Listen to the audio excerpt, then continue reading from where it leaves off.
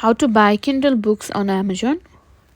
If you're new to Kindle or just got a new device, you might be wondering how to buy Kindle books on Amazon. Don't worry, I'm here to walk you through it step by step.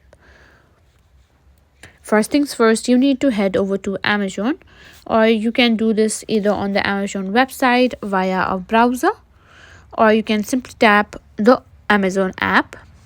Once you're on Amazon, simply type in the title of book you're looking for. You can simply search for a specific author or genre, but if you're looking for Kindle specific books, just make sure to select Kindle Store in the search filter. Now let's say it ends with us. Search for it. Now you'll see a list of Kindle book related to your search. Now you can scroll through and browse your options, and if you want to narrow down the choices further, you can apply filters like bestsellers, price or genre.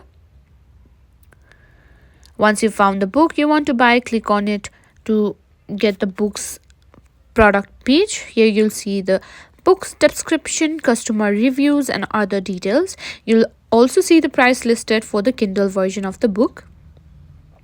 To buy the book, just click the buy now with one click button. If you're logged into your Amazon account, it will immediately purchase the book and send it to your Kindle library.